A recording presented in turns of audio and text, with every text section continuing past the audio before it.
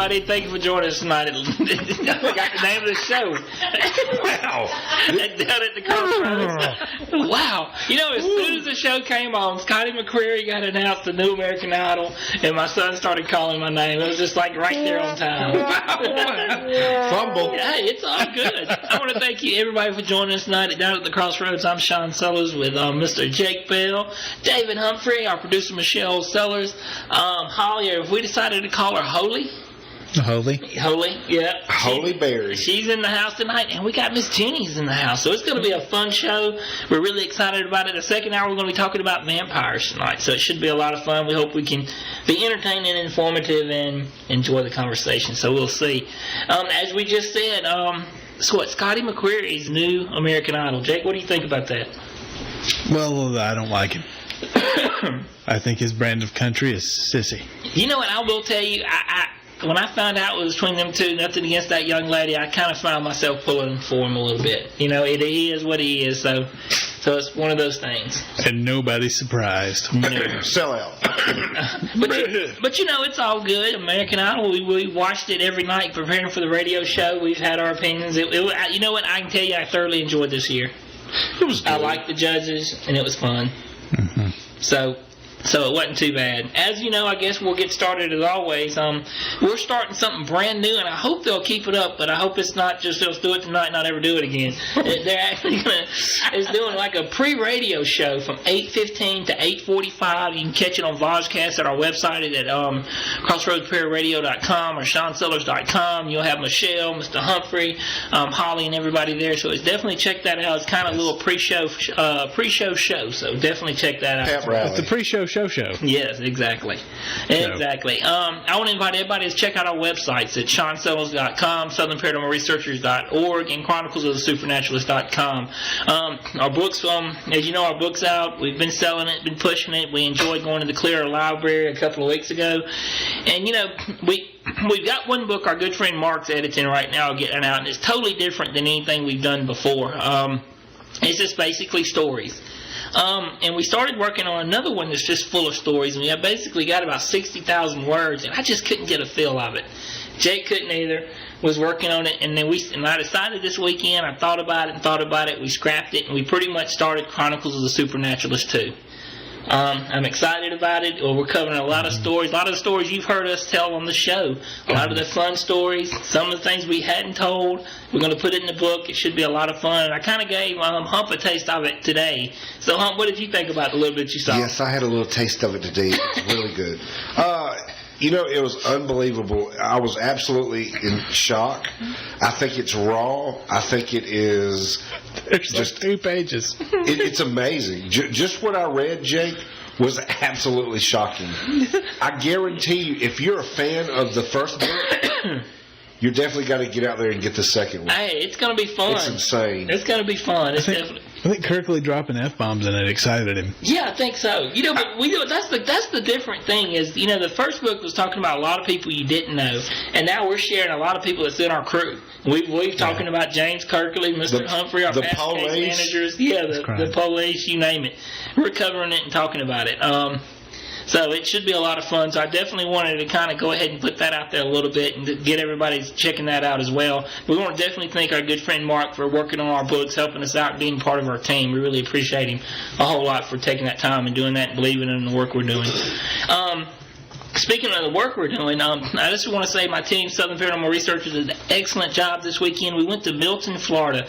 It was me, Jake Bell, the one and only Rick Dees, Holly, Michelle, Shelley, Tammy, Marty, Beth Ann. Did I miss anybody? Man, I don't even know. Michelle, did I miss anybody? There's a lot of Did you people. say Alex? Yeah, and Alex. Goodness, the main man, Alex Garcia. So we actually investigated about, we had about 8 locations, but we only investigated about Yeah, I know.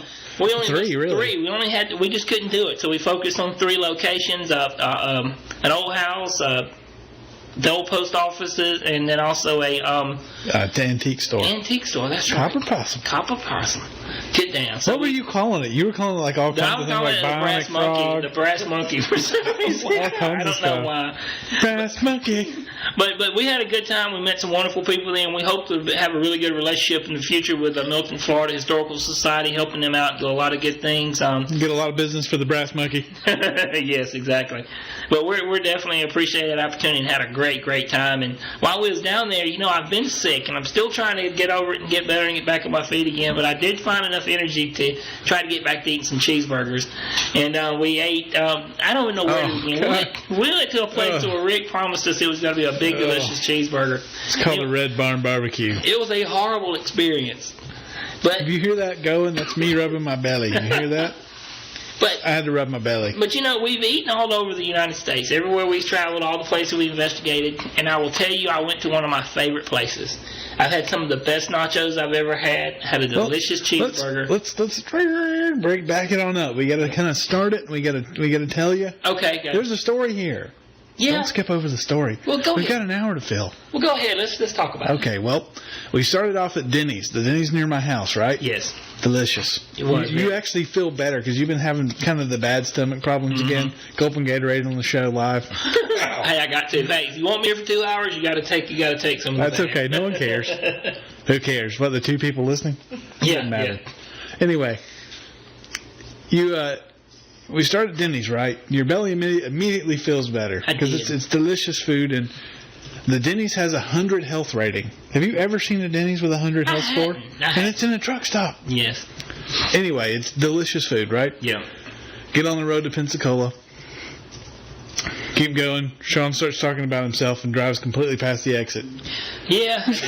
He's completely embarrassed about it, but that's okay. Yes. He was talking to Holly because Holly don't know him that well, so he was filling her in on all the juicy details. Yes. So I did miss the exit. I've been there 100 times, and I just drove directly past the exit. It's all right. We get there. But I was driving, and how many times have I actually driven to these trips? Normally I ride, and I decided to drive this time. So you gotta I don't give me know a why break you on were that. driving. I just wanted to drive. You wanted to drive the new car? I guess so. Yeah. Okay. Well, we get to Pensacola, and immediately Rick starts talking up the Red Barn Barbecue, right? Yeah. I've been thinking the cheeseburger's as big as your plate. Oh. Gigantic cheeseburger. Wow. Delicious. Succulent ground beef. Succulent. Yes. Sean's like, I need that in my belly. Yes. Now. We actually start getting hungry about 2. Yeah, we got hungry about 2, and we was going to wait to eat at 7 at another place in Milton, where actually one of the people that's involved in the Historical Societies owns a restaurant. Yes. And they have gourmet cheeseburgers. Yeah. So that was our game plan, but Rick kept talking up how great the Red Barn was. And, the heaviness in our hearts overwhelmed us, and we said, we got to go eat now. Yes. We decided to go to the Red Barn early. Yeah. Horrible mistake. We walked in. The little kid looked like he was lost. As soon as we walk in, the little girl up front gets in trouble for not greeting us. We sit there. Looks like you're like a deer in headlights. I'm 260. Jake's a large fella. Rick's a large fella. And we're all sitting there, and we order the cheeseburger. That's a large. I want the large cheeseburger with cheese. And I don't know if I said large. I said the same probably, because I just assume a little kid looks at me and there's nothing about me that says I want a little cheeseburger. So would y'all get a Crystal? Dude, it wasn't even that good. No, we don't even go there yet. Then we ordered some stew to go along with it. Brunswick stew, right? Cheeseburger and stew? Yep. Why not, man? Wow. That's how you living big. Yep. So he brings our cheeseburger, and it's a literally ballpark cheeseburger, like you get at the ballpark. It's those little Cisco patties. You know Like what I'm a talking about, frozen David? patty? It's not even real meat. Not even real meat. And we didn't want to hurt Rick's feelings and start joking. You should have. Me and Jake just looked at Rick, and Rick kind of dropped his head like, "What's happening here?" They got the buns from the manager's special table over at Winn-Dixie. I think it was funny because Rick was actually confused. He started questioning, did he ever get a big cheeseburger here? Everyone's flabbergasted. Michelle orders pulled pork barbecue sandwich, and so does Holly. A pulled pork sandwich. Right. And Michelle gets a sliced pork. And I was trying to tell her because it looked a lot like Larry's, Yeah. The place that I was like, well, if they're anything like Larry's, the sliced is going to be good. Michelle's like, I don't like sliced. I don't want it. I'm getting pulled pork. And I was like, okay. Well, they get it, sit it down in front of her, and it is like 1/4 inch thick pork already, right? barbecue. Supposed to be barbecue. No smoke ring, layered gobs of fat. It's gross. And first I thought she was just complaining, but my cheeseburger was so horrible. My stew was so salty and tasteless. And I said, this has got to be better. And I took a taste of it, and it wasn't even barbecue. It was a piece of ham. It was ham. Hump. It was not even shoulder. It was ham. It was the spiral cut hams you buy. That's unbelievable. I would have showed out. We didn't show out. It was flavorless. I just walked out the door. Michelle and them told him I think it was a bad experience, and we left. And Rick felt bad, and he actually bought us a gourmet cheeseburger, and we divided it up and ate it with some bread pudding. So the night wasn't a complete washout and disaster, but the Red Barn just left a lasting effect on us. I kept feeling like someone was going to pull out a camera and go, surprise, prank. Wow. That's how bad it was. Yeah. Like We should have embarrassed the little teeny bopper waiter. Yeah, well, He was, bless his heart, he was oblivious. But everybody else's food looks delicious. Everybody else in the restaurant Except looked our table. awesome. Except for y'all. Except Yes. for us. That was like a warning. Yeah. Yeah. So it wasn't good. So we ended up eating at the gourmet. The gourmet cheeseburger was very good. The bread pudding was good. We had a good time. Yes. And then Fried bread pudding's kind of weird. yeah, it was It's weird. good, but it's weird. I just didn't have our acquired taste for it. It was that kind of cakey bread pudding, you know what I mean? Where it does, like you slice it and it doesn't fall apart. It stays that square shape. Yeah. It was that with some rum sauce. It was a solid brick. Yes, Yes. basically. Okay. Now Sunday morning we get up, we eat breakfast at the hotel, and then we decide to go into town to eat at McGuire's. I've always wanted to eat at McGuire's. The last time I went, Alex tried to carry us, and it was a 2-hour wait. We walked in, it wasn't a wait. We sat down, and I knew. The little heaviness inside of us, that alarm goes off, but it's going to be a wonderful experience because it just starts to flow of excitement. That's kind of what happened when we walked in. Me and Jake was completely like kids. Yeah, it's like, I'll put it this way. Okay, you walk up to it, right? In the gigantic window, as you walk up, the brewery. There's a brewery. I'm just not. He's fired up. He's tearing stuff I up. am. I just stepped on Jenny's foot. I'm going to start flipping tables over. Yeah. Wow. There's a big brewery. There's a big, I don't know what to call it, a big brew thing. Yeah. Where you make beer. Got their own beer. It's a pub. I'm like, okay, I'm Yeah. excited about this. This shows dedication above an average restaurant. You go in, and you go up these little stairs, and you almost hit your head. And to the right, there's this big room. In this big room are vacuum sealed packs of entire ribeyes, entire sirloin cuts, entire New York strip cuts, right? Love it. In an aging room with salt. Wow. They have a scale in there, and the dude's cutting them. Is your mouth watering? They cut by order. I'm wet. Yeah. All right, now we make our way past that. And I'm like, oh man, let me see how much the steaks are. Yeah. This might happen. And as we go past that, Sean and I stop because there's a big bunch of kids with this plate of nachos like we've never seen before. Me and Jake looked at each other, and it was almost like the singing started, hallelujah. Yeah. And I thought we was literally going to high-five each other because we knew. At that point on, we was on a mission that we was going to have that. It was ours. They were going to high five and belly jump. Yeah. If this was a movie, there would have been a cutaway montage of us high-fiving and like partying down around the nachos. Did they have the free potato soup? Did you get into that? No. I asked him about that. We didn't see that. See, that wasn't even in our radar at that point. No. The nachos were there. I mean, and I'm not talking about like who's a plate of nachos. I mean, it's a mountain. It's a so nacho it's a mountain. platter. It's literally about seemingly That about 8 high. pounds. It's Yeah. a foot high. We couldn't finish it. Nacho mountain. Me, Jake, Rick, his lady, Michelle, Holly. We just put a dent in it. And that's We it. put a good dent. We did about 2/3. And I was full. And the fun thing is, it's not old chips out of a bag. Make the chips there, and they layer it perfectly. They took nachos to an art I didn't know was possible. Did you take a picture of it? No, we didn't because we was too hungry. we was ready to go to work. Huh. And then we all basically, we went simple, went basic, just like in football. Sometimes it's better just go to the basic Yes. guy and hammer them. We all got a cheeseburger with Bacon. cheddar cheese and bacon. Bacon. bacon strips and bacon strips and bacon strips. Actually, I got Monterey Jack. Of course. That's oddball. Yes. Shut your mouth. Yankee. Okay. Was your Monterey Jack burger good, It was Sissy? delicious, and Was. I just wanted to say after the nachos, we couldn't finish. Not one of us could finish our burgers. No. Sean tried hard. So we all got boxes, and then it was when we put them in the car, and we got out of the car and forgot them in the car for about an hour, and got back in the car, and you could smell it. We were all sad because we couldn't take those home with Yeah. us. Well, and you're skipping past the burger. Oh. We have to go into that. All right, let's go in it. We Do spent. you want to?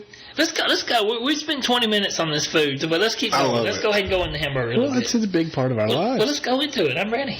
All right. Well, you got the burger right. And, after the nachos, there's high standards. Yeah.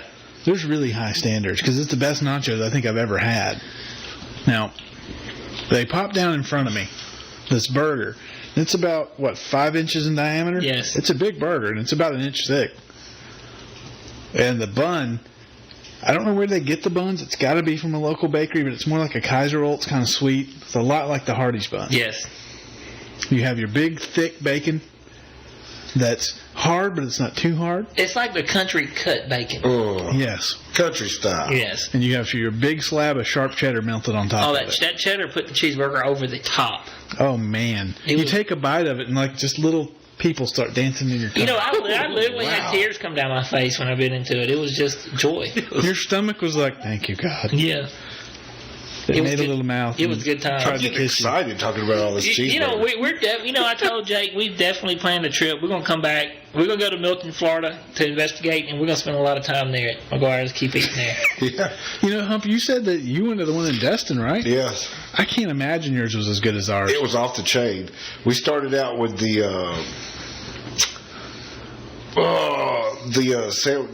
sandwich is famous there. The Reuben. The Reuben, Yeah. but I also got some Reuben egg rolls. Yeah, we Yeah. had that. I had the Reuben egg rolls. I had the Reuben. I had the potato soup. I had. You messed up. not getting a burger. So this is what happened then. I know David very well. We've grown up together. For him to go there to eat that, he had to have been on a date or really trying to impress somebody. Because normally he'd be a beef man. Oh, the steak would come The out. steak would have happened. I don't care if it's $30. The cheeseburger would have happened. But for him to get the Reuben and share the Reuben egg rolls, that was Mr. Humphrey on a date. Was there little twinkly music playing in the Oh, background? am I far off from that guess? It was all a dream. Who are you there with? Melody? Really? Yeah. And then the music stopped. Yeah. Yes, absolutely. Next That's so question. cute. No, I love that place. It's worth every It nickel. is. I mean, Hey, it that really Reuben, is. that Reuben looked delicious. I And got we a- did- I we got a did get good the one Reuben for egg y'all. rolls. Yeah. How was the service? Oh, fantastic. Was it not just unbelievable? Yeah, it was. I was really sad Jenny wasn't with us because Jenny loves burgers, like Sean loves burgers. Y'all are burger lovers, Yes.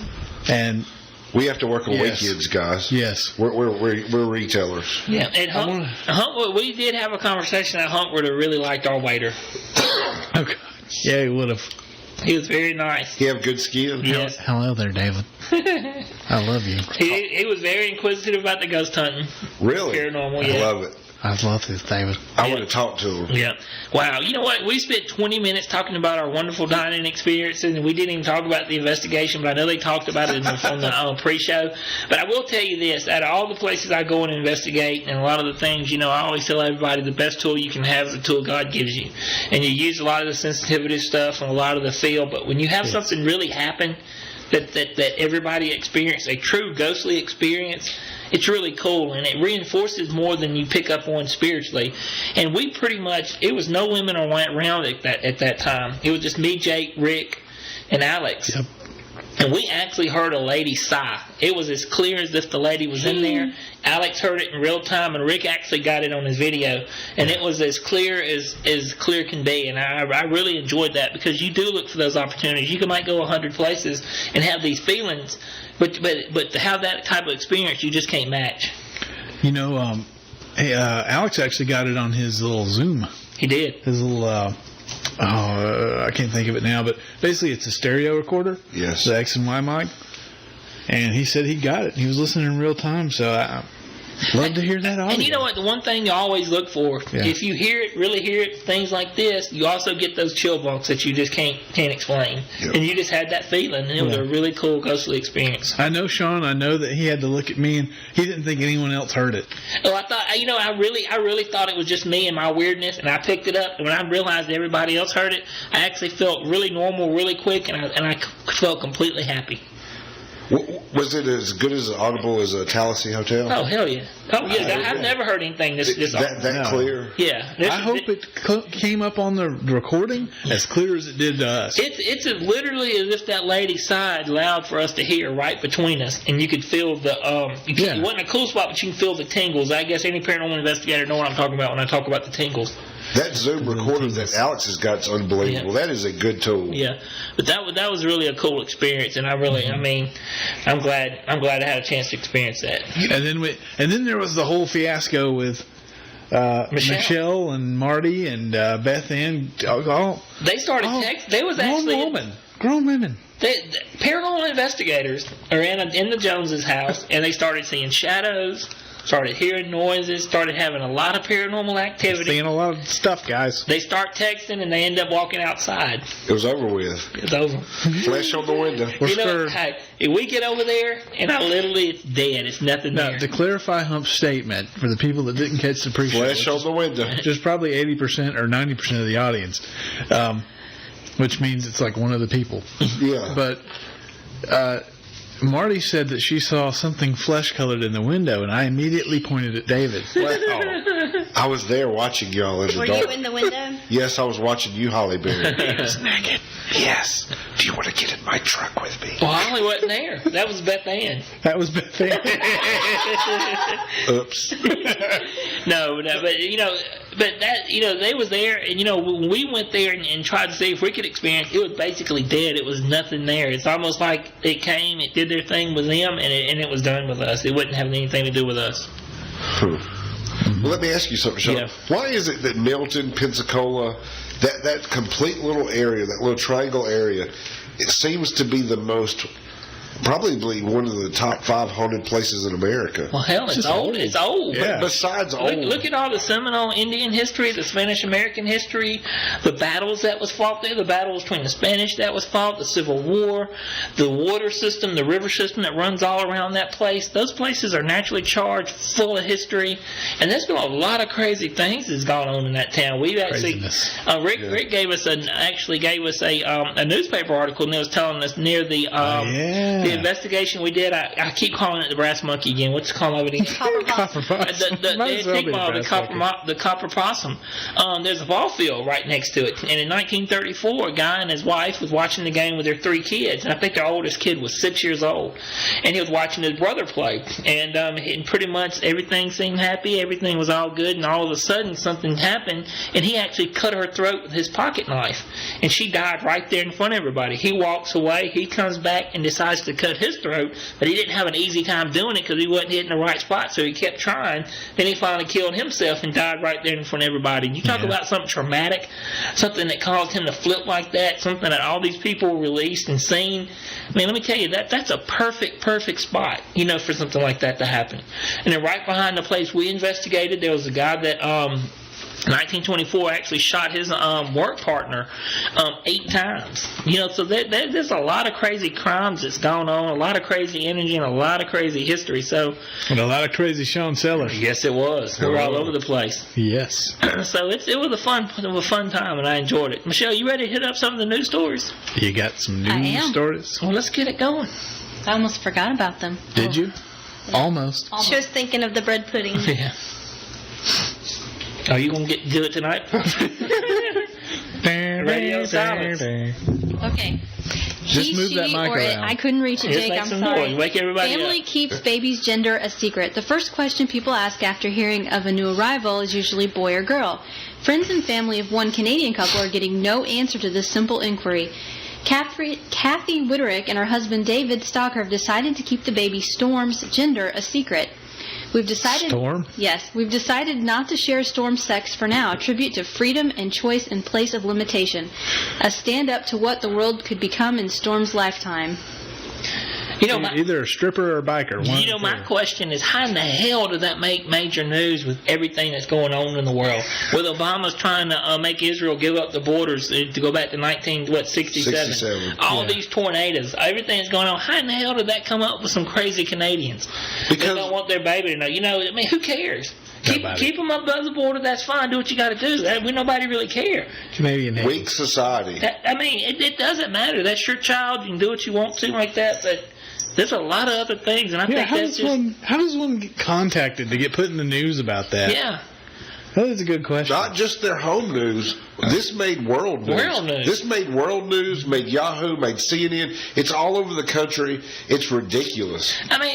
This gender stuff and all this confusion is things, that's something to get me completely started. And I don't want to get started on it because how I have my opinions and stuff on your own sexuality. That's fine. Nobody's against that, And then we get into it, and I get called sexist and all this stuff. And I was talking about that, men are not being men, and ladies not being ladies. And a lot of people are genderly confused because the men are so soft. And I saw something even on the Drudge Report that came up about they're using some type of, I wish I could find it, but I'm a little late. I'll find it later. But how this elementary school is using some type of lizard or something to teach gender stuff, which is really weird. A lizard? Yeah, I'm trying to find it on the Drudge Report, but we'll let Michelle go to the news stories and I'll find it. It's the wiener lizard. Yeah. Oh, here it is. Elementary school uses transgender. Oh, it wasn't a lizard. It's a transgender clownfish to teach children about gender. Oh, I didn't hear fish at first. Yeah.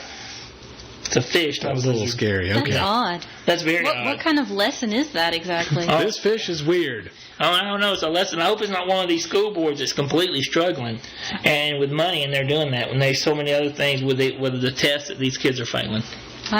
We had a mouse in my classroom. That was it. That's weird. All right. Alien trees would bloom black on worlds with double stars.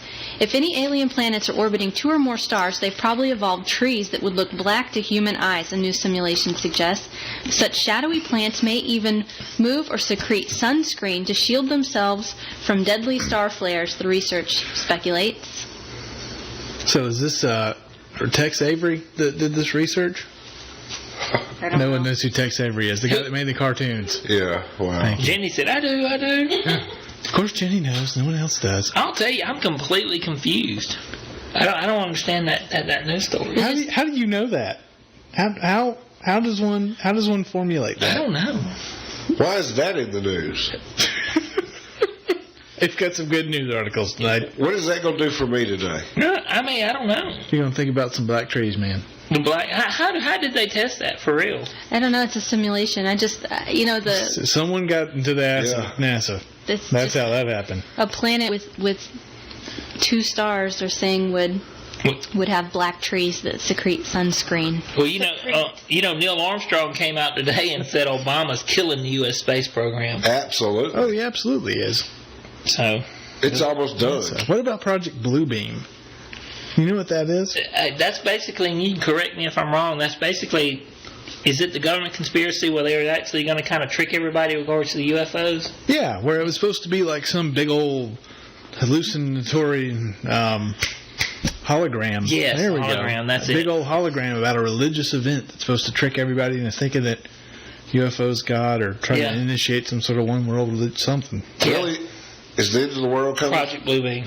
Obama's going to do it. Well, we hadn't even touched on that, but maybe if Michelle don't touch on it, we'll see. We'll cover it. All right. Michelle? Electric wand makes fire disappear. Electric wands could allow future firefighters to extinguish flames with a wave of the hand.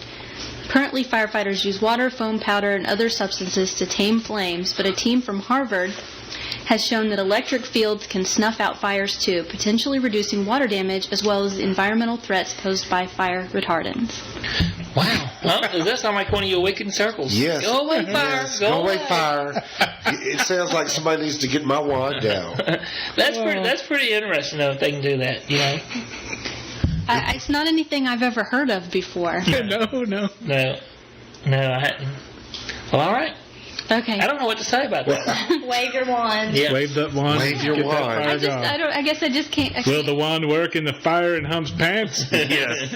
I'm on fire right now. Touch me. Okay. Please move on. My last story. Budweiser's encouraging you to grow a beard for the planet. Things we have learned about dudes from beer commercials. Dudes like beer, and they dislike effort and fussy grooming things like shaving. Budweiser's latest campaign to get Facebook likes and sell beer to dudes and beard fans in general seems like a no-brainer. On Facebook, they're asking men to save water, a precious natural resource, by bristling up and abstaining from shaving for as long as they possibly can. Wow. Save water. Who keeps knocking the crap out of the I don't know. You know, my big question, you know, there's been 20-something tornadoes in Missouri, and this is all your news stories? Wow. I knew Jake was going to cover those. Really? Well. Yes. Really? You know, I don't know. Michelle looking at me like she's mad now. Well, I'll go ahead and pull the Sean and do the segue. What did everybody think about the rapture? We're still here, guys. We're still here. Everybody enjoy that rapture that happened on I got Saturday? a beard. You know what the guy said? I can tell you very candidly that when May 21st came and went, it was a very difficult time for me, a very difficult time. And I'm reading this as George Takei. Said Mr. Camping, 89, a formal civil engineer. I was truly wondering what was going on. In my mind, I went back through all the promises God has made, because apparently God makes promises to him. Yeah. And all of the proofs, all of the signs, and everything was fitting perfectly. If you're crazy, I guess. So what in the world happened? I was really praying and praying and praying. Oh, Lord, what happened? What he decided was that May 21st had been an invisible judgment day of the spiritual variety. Rather than his original vision of earthquakes and other disasters leading to 5 months of hell on earth, culminating in a spectacular doomsday on October 21st. Now, this shows everybody in the world that God has an awesome sense of humor. Because guess what happened on Judgment Day? Earthquakes is left and right, right? Yeah. Left and right. Earthquakes, tornadoes, crazy stuff. Guess what happened on that day? What? Nothing. Something happened on Friday, something happened on Sunday. That day, hardly anything. You kind of had a little bit of a rumble of a volcano. Everyone's like, yeah, we already knew that was going to happen. Yeah. You know, we was all together in Florida, and we talked about it, we joked about it, we giggled about it, but when it was coming up to 5 o'clock, we all sat there and waited. Yes. Because the bad thing about it, we're at a point now that if something did happen, we really wouldn't be incredibly surprised. Not incredibly. But we was cool either way. You know what I'm saying? I just know this douchebag is not going to predict it. No. That's all I know. Not. And now he's changed it to actually October, right? Yeah, he's like, oh, it really did happen, but now it's in October. I don't know. Michelle, what do y'all think about it? You know, we was all together. We sat there. We all talked about it. We kind of waited, and it was a big joke, but it made a lot of news. A lot of people wanting something to believe. What do y'all think about it? Well, I didn't actually believe, that anything was going to happen, but it was kind of embarrassing when you've been really sick lately, and so you were making a joke, and you said, I feel funny, and I was like, are you okay? Really? I thought you were sick, and really, you were just making a bad joke. And then we left after that, and people all over were just putting their shoes and clothes sitting out to just kind of mess with That was really funny. That was funny. We saw just the pair of shoes and an outfit laid out on the sidewalk. Someone laid the clothes out. That was a great sense of humor, man. That was funny. Good. I think old Harold Camping, if BS was a bugle, he'd be a brass band. But, guys, what about his following? What about all the people that believed in the hype? I mean, seriously. Those poor fellas what are lost they all doing kinds right of now? life savings. Someone once said, if he really believed in this, all the millions he's actually accrued over the years preaching this, let's see how much he had after Judgment Day. That tells you if he really believes what he's preaching. Yeah. Now, what I want to know, is this the same family radio that's on, that has a channel here? See, I don't That my know. mom donates to? Because if this is it, I'm taking her checks away from her or Yeah. something. You would think. That's pretty bad. Yeah, so no one knows if we have the family radio here. No, I don't know. I don't know. Wow. I don't know if they have it here. I know it's based out of California, but I don't know where all. I gotta it's look brought Is into it from. that. Family Faith? Yeah, because this is family radio, and it's like you know what I'm talking about. But yeah, we do have Family Faith, but I don't Radio think it's something. the I same need to- one. Yeah, I hope not. Wow, nutballs like that running it. But you know, a lot of people, that proves what we said a lot of times on this show. People are wanting to believe. They're striving to believe, and Yeah. and they'll believe in anything like this. And that's You gotta kind of a sad question. thing. Yeah. You know, if you use the Bible as a ruling guide to your faith, you got to do what it says, and you got to question it. Yes, you do. Sheesh. Wow. But you know, and I think, do you think it'll be a big deal when we come and rally around in October? You think it'll come up again? No. I think, frankly, like he says, I think that if it does happen, we won't have to guess. I don't think anyone's going to have to guess. Yeah. I think everyone's going to know it's coming. And they're just going to be waiting for a day. Wow. Here's another story in Michelle's home state. You know, they've been battered these past 2 days with tornadoes. But the USDA fines a Missouri family $90,000 for selling rabbits without a license. Wow. Yes. Now, live rabbits, or Yes. are they manufactured like the meat? No, they're rabbits. They're live rabbits. Rabbits, man. Rabbits and rabbits. Rabbits. Must Not be a lot of Welsh rabbits. rarebit. There's not got to what be a you weird saw. law about that. I don't know. That's why I was going to ask Michelle about Well, it. yeah, if they're finding them $90,000, $90,000. I'd Well, I call mean, that there's a weird people in law. Wetumpka and Electric that sell rabbits, though. But why are they being fined by the USDA? Basically, I just pulled the article up. Let me see. You know, I follow a lot of this stuff from the Drudge Report, and we get these news, and I'm like, wow, it's a really long article. Let me see what we Rabbits, got here. Jake, that's unbelievable. They said it started out as a hobby, a way to for the family in Dixa, Missouri, to teach their teenage son responsibility, like a lemonade stand. Wow, that responsibility backfired. Because, but now by selling a few hundred rabbits over 2 years has provoked the heavy hand of the federal government to tune in Quit selling the all them tune rabbits. of $90,643 fine. The fine was levied more than a year after authorities contacted the family members, prompting them to immediately halt their part-time business and liquidate their equipment. That's what it is. They're raising them like they're farming them, and they're making a profit all out of They it. weren't making. So They the- weren't paying taxes. I Yeah, bet. so the city wants their part. So they'll probably have to get a business license, a health license. They won't be doing nothing with that $90,000. Nope. That is crazy. But isn't that recreational farming? Just like if I have a crop of tomatoes in my backyard, We'll call them tomatoes if I have a crop and I'm out selling to different people in little baggies. in little baggies, should I pay taxes?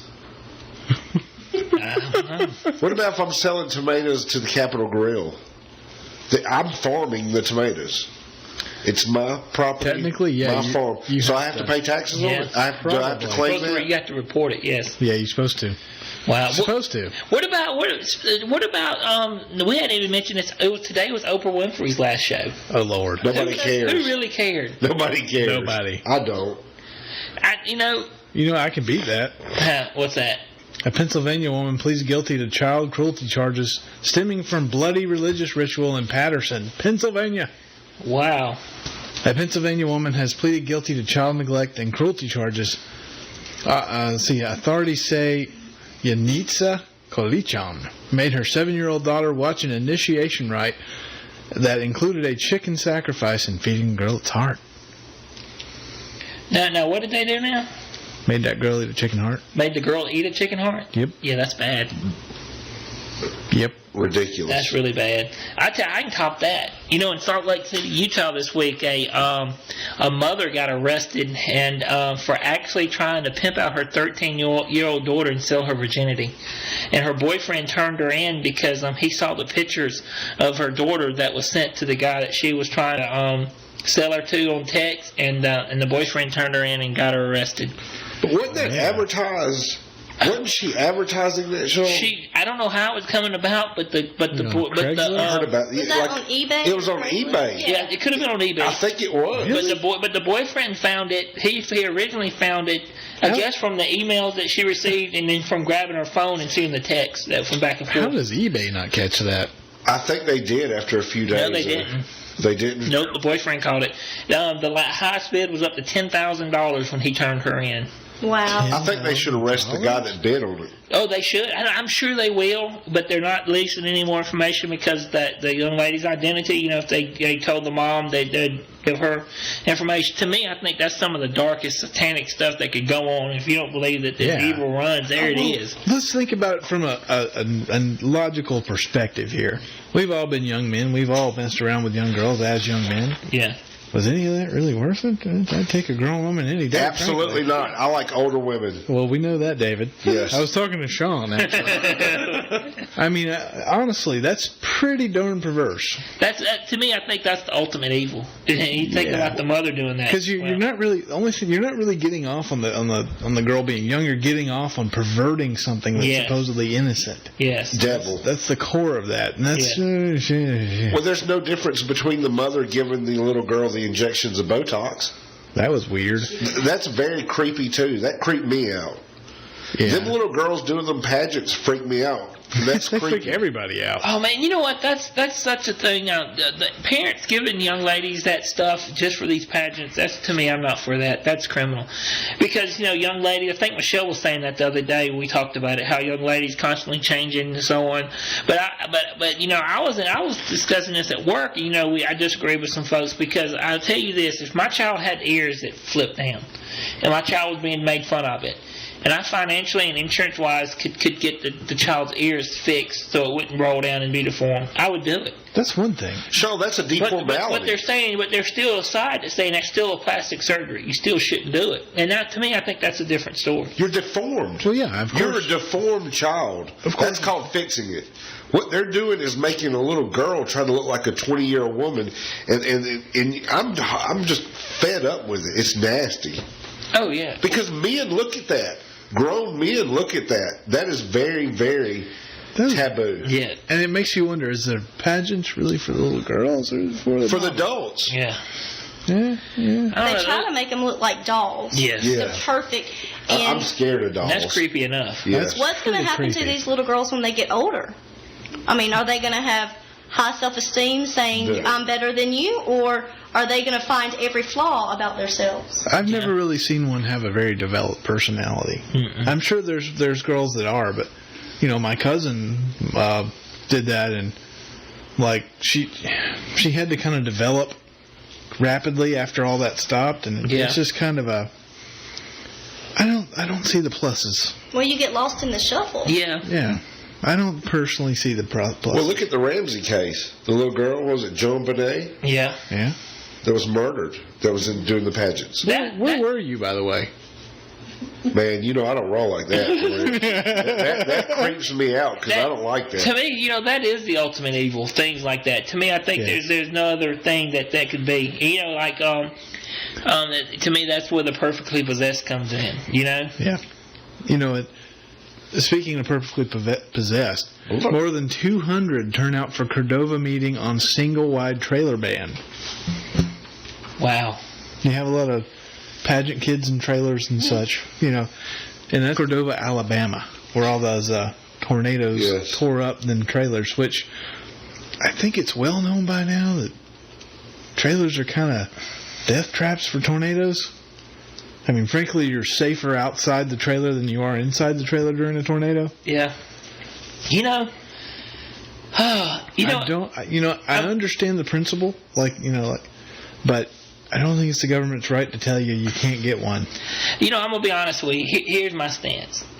Anytime you hear government state of Alabama, I don't care if they was trying to ban kids' teepees in the backyard. I would say get away. Don't tell us what to do. Yeah. I think everybody has an opportunity to buy.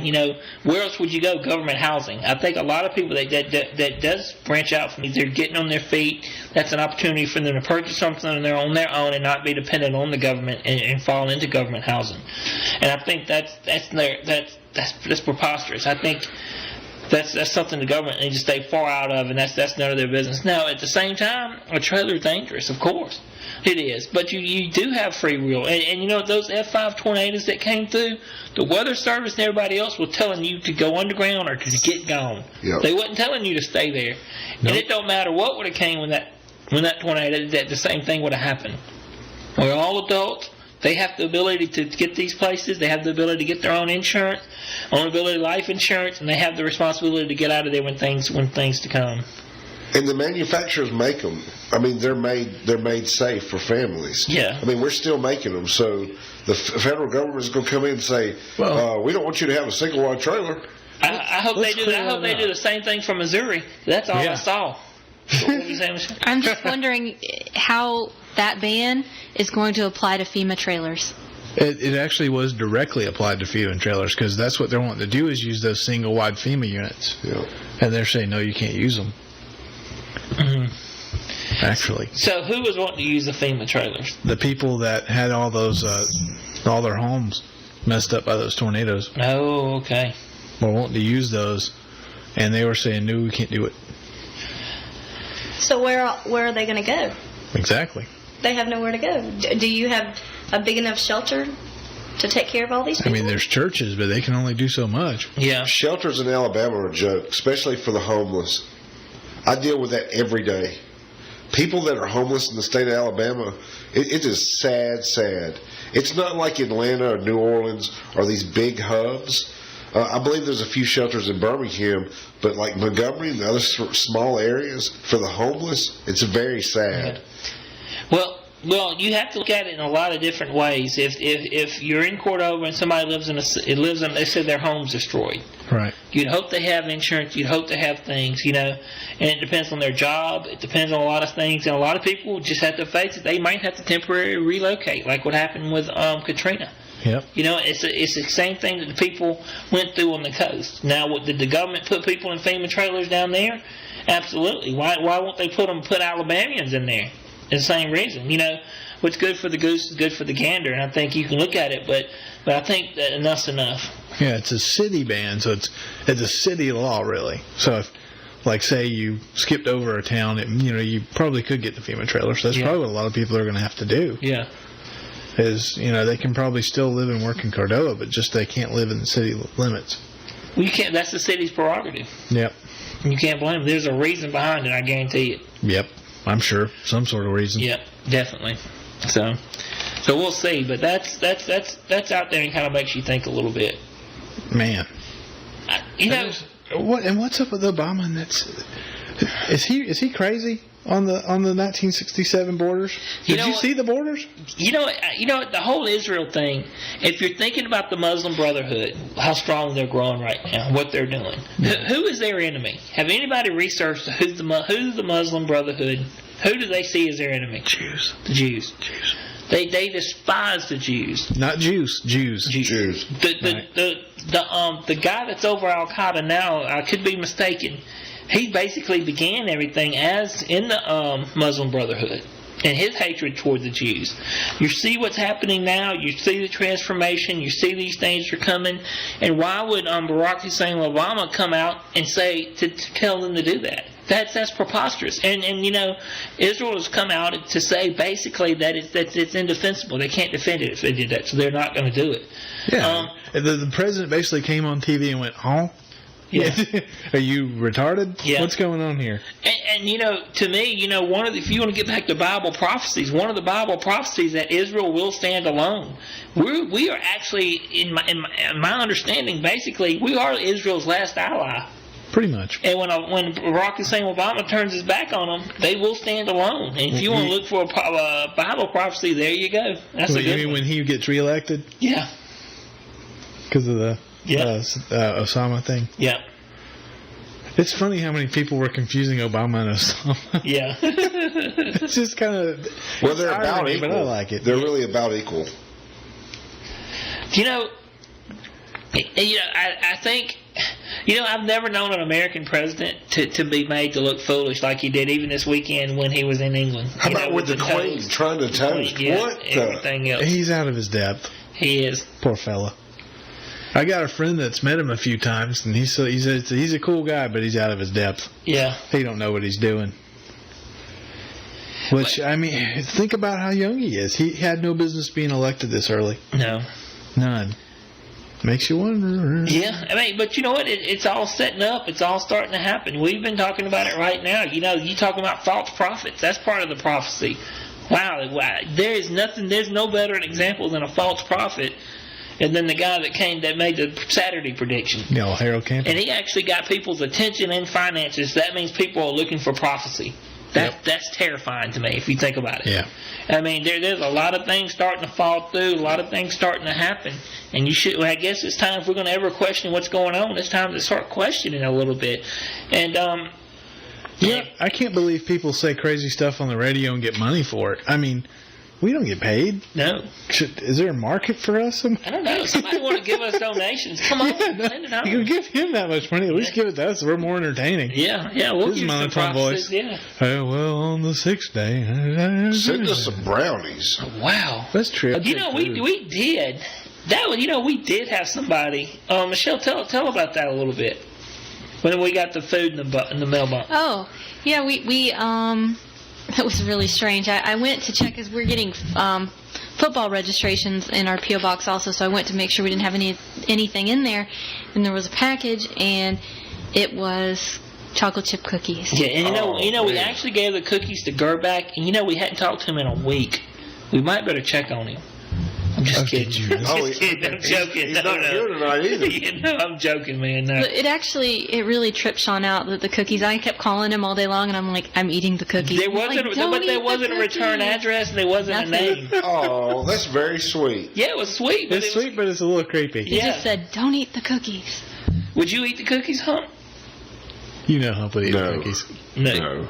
Whatever. He says that now. You know if you just gave him some cookies. Because I ain't gonna lie to you, as sick as I've been with my stomach lately, I've definitely been wondering if somebody's poisoned me and my cable toe's been reeled in and they hadn't told me yet. It's always possible. Yeah.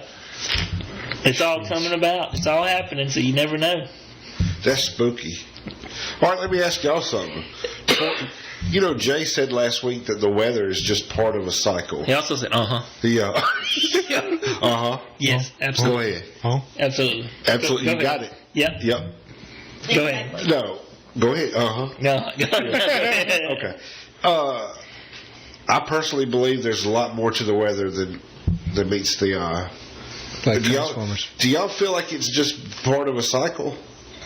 Yeah, I think this is a part of the cycle. I think it's a part of the cycle that the Mayans talked about, the Hopis talked about, and all the other different cultures talked about. It's a cycle, and it's one of those cycles where you're in the midst of an earth cleansing, and you're in the midst of a spiritual cleansing. You're in the midst of all these things changing spiritually, something building. I think absolutely something's happening. These earthquakes, these tornadoes, and all this, people say it's happened in the past, but there's never been a population like it is before, and it's never affected the people like it has. If you go back and look at history, I just don't see where it's been. I just don't see this being the same. There's too many hits on the things to come that like we said last week. You'll know the season, you just won't know the exact day and time. And I think this is the closest season you can ever say. And they've said many times that it's the end of time's coming. I think there was a guy in the 1840s that did it, and so on. And it's been people predicted the end of time numerous times. But all the signs are here. And when we backed away and did what we did with Israel this week, that was one of the daggers that kind of made you sit back and really think about what's happening over there and what's happening everywhere else. Indeed. I think with that, we roll on to break time. All right. And we're back from break. A little song about vampires to get us in the mood. That's right, Marilyn Manson. Hump said something about a bat on his arm. Yeah. I got a bat on my arm. Is it tattooed? Yeah. It's Having a good time vampire with your night, bats. It is a vampire night. We did this a few years ago because Sean used to do a big thing about vampires. He was very kind of into the whole New Orleans vampire thing, with Lord Chaz and all. That's I correct. think back when we started going back down there is what got you back into them, didn't Yeah, it did. It That did. and Twilight. Twilight has nothing to do with vampires to me, though. It really don't. I like the Twilight movies. They're cool. but they're really not the vampire. That's not like the vampires to me. You know what that says about you? What's that? It's- You don't go for vampires. You go for men in no shirts. No, not at all. You can't go for the story. No, I do like the story. I do enjoy that. I like the story regards to the vampires being out in the daylight, because they can. The story, the legend goes. I like the story of the werewolves, that the shapeshifters that's born in to protect certain stuff. So I like the basis of the story. You like the legends that inform the story. Yeah, and the story, it's not bad. It's really not a bad movie. Teen melodrama. I'm cool enough with my masculinity to say I enjoy the Twilight movies. I mean, I enjoy them. I mean, they're very good. Yeah. They went to push for a whole different audience and genre of younger people. I'd say children. Yeah. From young teenagers on up to the middle-aged adults, and they reached out by doing these books to hit that genre who wouldn't know either or. Yeah. And they put all the mix into it, like the shapeshifters and the vampires. Yeah, the biggest thing before you get started, let's ask Holly. Holly, do you believe in vampires? I believe that the legend itself is there, but I don't necessarily believe in, I guess, the quote-unquote typical vampire that everyone sees, that Hollywood has produced. Yeah. But I just had a little tidbit about the vampires. It said that the idea of drinking blood to be immoral is not foreign to the human mind. Indians, Greeks, and even Christians have all had a part in this conception. Drinking blood of another, sometimes understood as obtaining the lifeblood of someone else for yourself. Therefore, the idea of the vampire stems from cannibalism and the concept of putting someone else's body inside your own to maintain more life. Yep. So the idea of it, I guess, in a way, I would believe, because that's what, is probably going to go off the subject, but that's what Christians do with, when they say they're doing it, they're taking the Lord's Supper. Yeah. They're taking the blood of Jesus. Yeah. So it's kind of like, kind of goes hand in hand. I like the idea of it. Yeah. That's a good sign. Michelle, what do you think about it? I think I believe in vampires. I think there are different types of vampires. I think I may have seen a vampire once or twice. It's hard to say, but it's fascinating. I don't know if it's all necessarily dark. I know some people take it too far, like they have the vampire games, and they start to believe that they're vampires and do crazy things like killing people and stuff like that. But I think there are real vampires out there. All right, go on, let's go. Hunt, what do you think? Absolutely. I believe they've been around since the dawn of time, the dawn of civilization. There's been blood-drinking ghouls and monsters, supposedly that practice drinking the blood of the vampire. He starts reading this story. Go ahead. I absolutely, I believe it. I believe there's a whole different level of vampire or vampirism. I believe that I don't believe in blood drinking. Yeah. I don't believe in putting the fangs on, the capes, living in a coffin. I don't believe that a vampire will go out in the sun and disappear. He just tells the ladies that. There is vampires. Yeah. Jake, what do you think? Well, that kind of brings me to my point about the whole thing. Yeah. The idea of the vampire has become highly romanticized. You get Twilight. That comes from that whole other underground genre of paranormal romance, which is actually, you type in paranormal romance, and that's a category in Amazon now. Yeah. Jenny reads all them books, the J.R. Wards and Sherilyn Kenyon's mess, and that's all about vampires getting into women's pants. Yeah. That's what the entire book's about. Yeah. The framework of the story is around that. Something about that in our popular culture loves that idea. Yeah. But if you go back to what the actual vampire was before Dracula, that's sort of the first romanticization of it. I Mac Burnetted that up. Yeah. Then it's a ghoul. It's an undead. It's a zombie more than anything. Yeah. It's a demon whose human spirit or whatever spirit's possessing the body has reanimated the corpse to wreak havoc. Has nothing to do with getting in ladies' pants or being Tom Cruise and Brad Pitt. Nothing to do with it.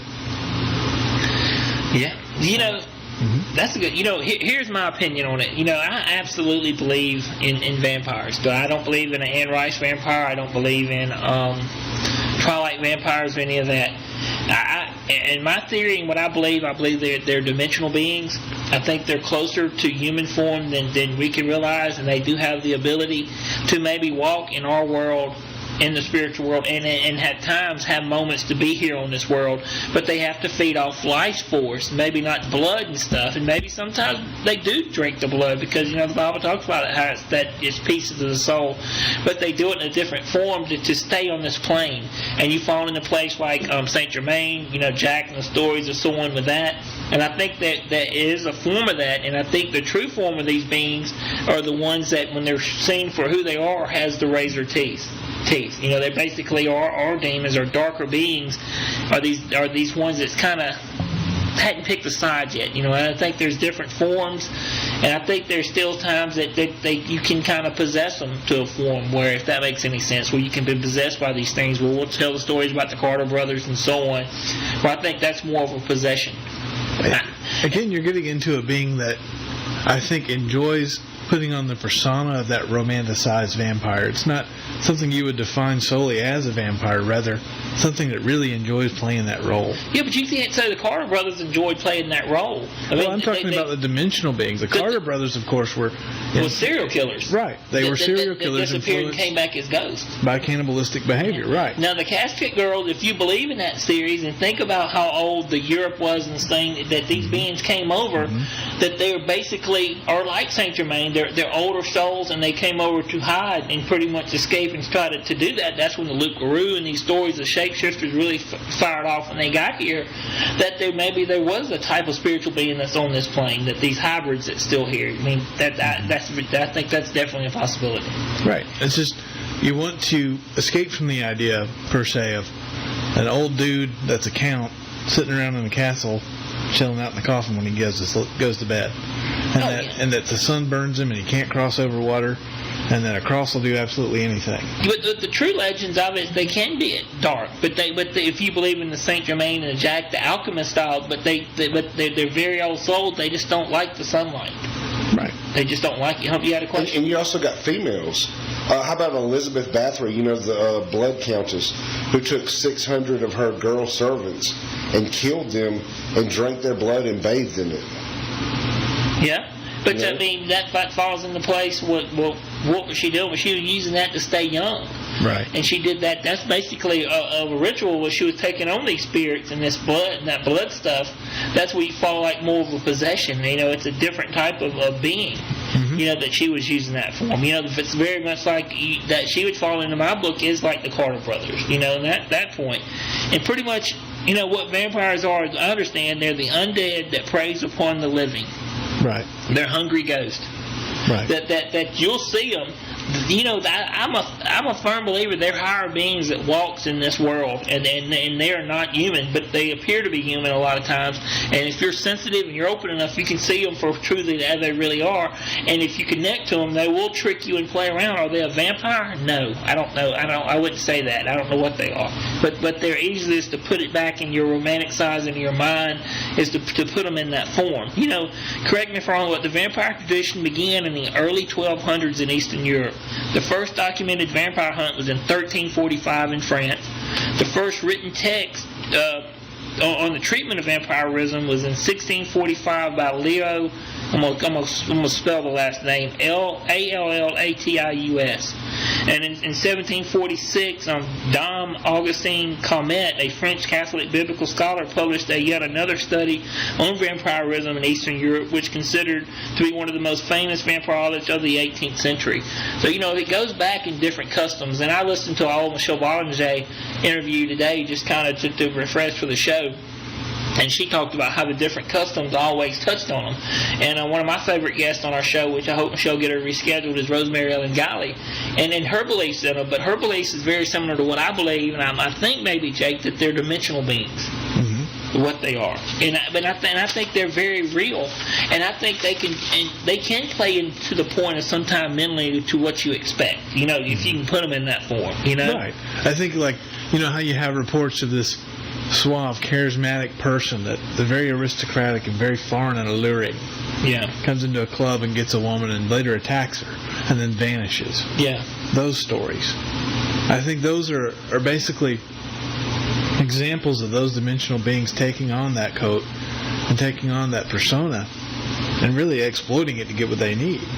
They have a vampiric, by definition, relationship of whatever host they tend to feed on. That they're going to take the life energy, but they wouldn't be necessarily an undead person walking around. You're thinking, there's two different types. There's the kind that can appear in physical form, but generally are dimensional creatures. And then there's the people that do ritual blood work.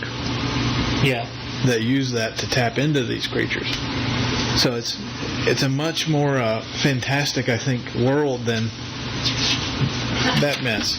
Yeah, but than a dead dude walking around that's kind of suave.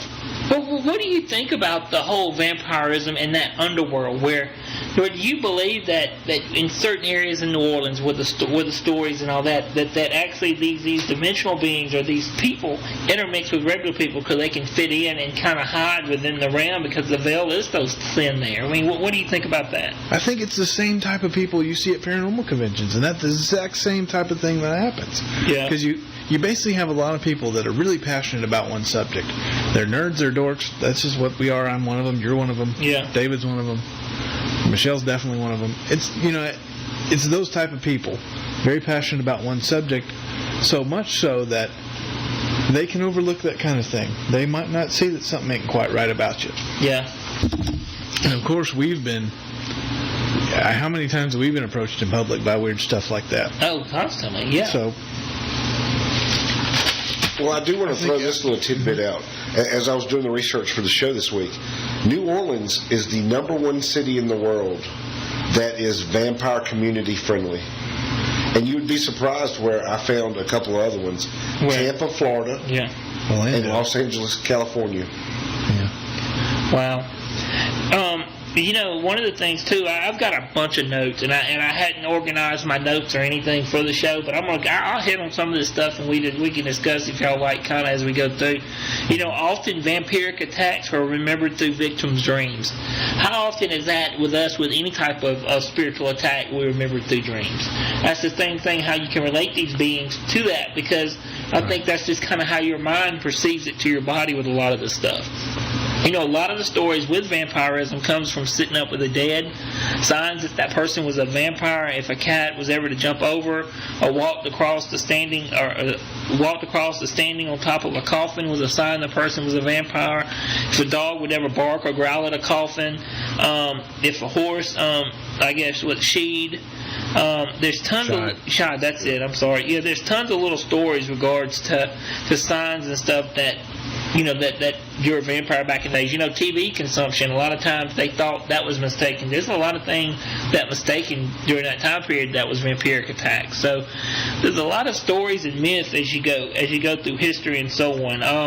One of the things that I found out just through all my studies and all that, is that vampires before the night, they're not destroyed by daylight. Vampires can shapeshift into mist, similar to Native American and shapeshifting. They have quick movement and can communicate with you telepathically. What else? But vampires are not immortal, but they have extremely long lives. There's a lot of the stories and a lot of the things that legends and a lot of the beliefs in New Orleans about the vampires is the stuff I'm saying here. There's many different types of vampires. In the supernatural realm, I think that's the belief. So I think I think when you can say the supernatural realm, I don't think you can put the people that's the gamers, the energy vampires in that same supernatural realm. I think that's what Jake was saying. It's totally different, but they can merge and kind of hide together a little bit, if that makes any sense. Right. They like taking on that persona because it allows them to blend into our popular culture a lot more unnoticed. Yes. Because, all right, you see a middle-aged balding dude in a weird sweater. Does he immediately alarm you? Or if you're at a gaming convention with a dude in a top hat and a goatee that looks like Lord Chaz, does he alarm you in that situation? No. But he's still weird. Yeah. It just allows them to adapt more easily, I think. I think they can go to groups like that, like you were saying, and it's a lot easier for them to get the energy they need to subsist. Yeah. And this is something I thought was kind of cool. These are some ways to protect yourself from vampiric and psychic attacks. Be grounded at all time. Avoid being in altered states such as drug use. Be careful of hypnosis and meditation. Don't engage in magic with people you're not sure of, David. White light meditation of helpful auras cleansing such as safe smudgings. Blood drinkers, stay away from that. Come on. A lot of people talk about the vampire community. A lot of the blood drinkers volunteer it. That's just something they do. You volunteered your blood, David? No. But this is something was kind of cool, though. I thought, here's your signs and symptoms of you being a vampiric attack. And the things I'm going to read, it's very similar to you being a spiritual attack, or having a spiritual parasite or being attacked that. Sleepiness, nightmares, anemia, bite marks, exhaustion, nervousness, irritability, sleepwalking, difficulty breathing, lack of appetite, weight loss, aversion to garlic, strange dental changes. Beth Ann, she's having toothaches right now, so there you go. Yeah. A lot of those sounded like you until weight loss and loss of appetite. Extreme surf, unusual high sex drive, heightened senses, and all these. Think about it. Think about how many cases we work with, private cases, where people are being attacked spiritually by some dark force, and they've had a lot of these symptoms. Almost all of them. Yeah. In a certain way. And when you say your teeth dental change, we're not talking about you grow fangs. We're talking about just your hygiene. A lot of that stuff, it goes down. Yeah. A lot of these signs are signs of your body being attacked or have a parasitic spiritual attack. And I always thought that was kind of interesting a little bit. Yeah. And there's tons of you think back to some of the vampiric murders that was actually cults. The kid that from Kentucky. And different ones. And then the ones in Florida, yeah. Yeah. And then you had the lady that was actually doing a story on that, and I don't remember her name. We actually talked about it. It was Catherine Ramsland's friend. Yeah, that went missing. Yeah, that went missing doing research into underground vampire cults. Yes. And she went to try and find her and wrote that whole book about it. Yeah. I got to read that book. I read her subsequent book. And it was pretty good. And we've had strange occurrences that I'll tell you in our times in New Orleans doing research and down there that we can't explain. And I'll tell you one of the creepiest things that one of the things I've seen is that when we was in New Orleans at Mardi Gras, it was me and my cousin Cameron, Hump's brother Lump, and all of us were there. And it was the middle of Mardi Gras. We was back right on Jackson Square near the that Pirates Alley. It's a group of people. It was a bunch of people walking, and pretty much everything slowed down. And I literally saw a guy that turned around. He was very pale. He was bald-headed, and he looked, and he had razors in all of his teeth.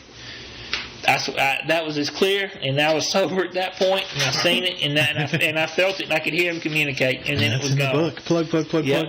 And then we actually had another point that we was actually investigating Lafitte's guest house, and we had a weird instance where we chased something on the streets, and you was there on that. Yeah, absolutely. And matter of fact, I saw what. I don't know what I saw. And us saying we chased it, don't give it credit. It actually played with us. Yes. It taunted us. It taunted us. And to me, the most craziest thing that we had never really talked about is that night on that street in New Orleans, how empty it was. Completely. We were the only ones in the street. That's what freaked me out because I was waiting to be robbed at any We all were. There was nobody there. There was nobody there on that street. It was so quiet. As we walked and chased that and seeing the guy at the distance standing there, seeing it up high, and would follow it, there was nobody on those streets. And that's unheard of in the quarter. I'll tell you how you can set the tone for that picture in your head mentally. All the Jack the Ripper movies that you've seen, when it's very quiet and still, and it's like fog coming through, and it's just that one guy walking, and you can hear his foot click.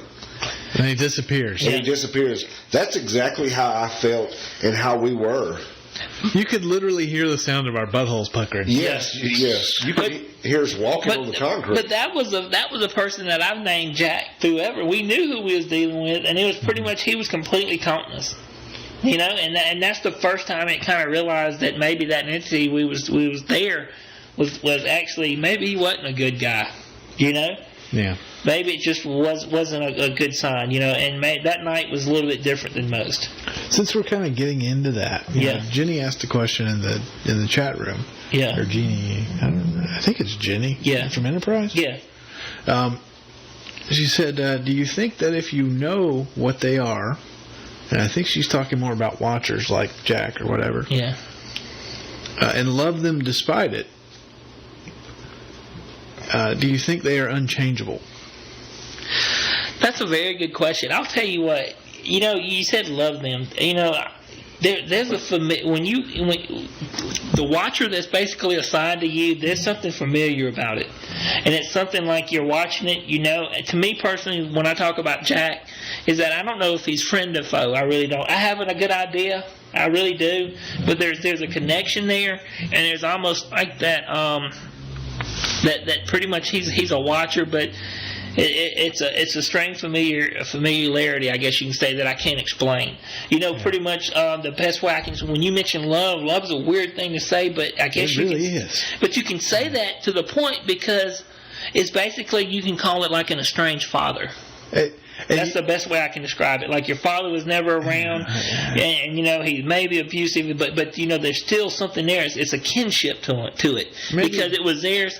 Before you was born, it was there when when your soul was put into that body. He was there watching you because he knew your purpose, and he watched you grow and mature. And he's pretty much sizing you up each time. But there's a connection to this being, and I guess I could see what you're saying to that, and I really feel it. I guess you can say that. That's just a strong thing to say it because I really think there could come a point that this thing could want to kill you. Yeah, I mean. But you're cool with that. I'm cool with that, and you know it. And I think when you unfold these things, when you really want to see it, I don't think you really want to see it for what it truly is. I think you see it for what it shows itself to you. It could show yourself to a strange person that walks up to you in the mall, a strange person that walks by you in the park, or it can show you in the form that you're familiar with seeing it. It can show itself that way. I think if you would see it in the truest form when the time comes. I think there's different forms of these beings. I think the most natural form is the razor teeth with a lot of these things. And I just really feel that deep in my soul that there's that close connection to these things. But some of these watchers are here and they're seeing a lot further. You think we see farther? These things see even further than us. Unchangeable.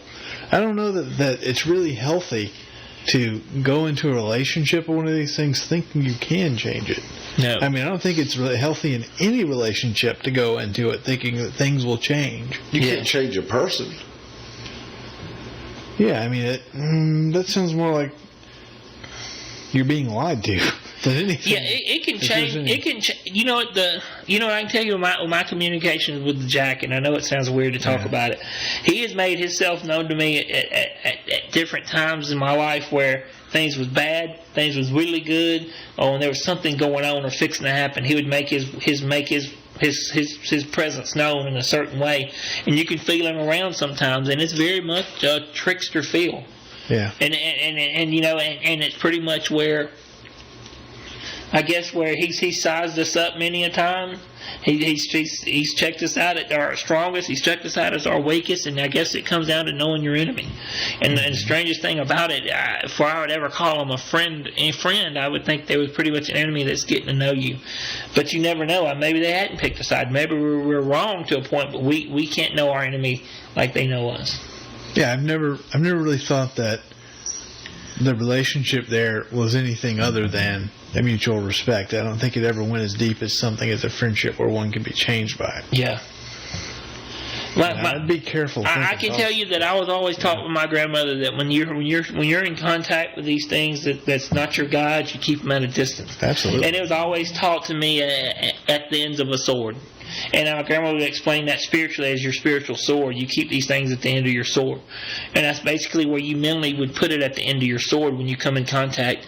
And you're your main watcher. And if you're here to do a certain job spiritually, you got a main watcher. He's been around you for a long time, and he's a little bit different. And they're close to you, but you just have to be careful. Mm-hmm. And I you know what, Jake? Think about it. The weird thing about mine, I think he's made his presence known to you. He's made his presence known to Hump and to Burnett. That night we chased it on the street. Michelle, have you ever seen him? No.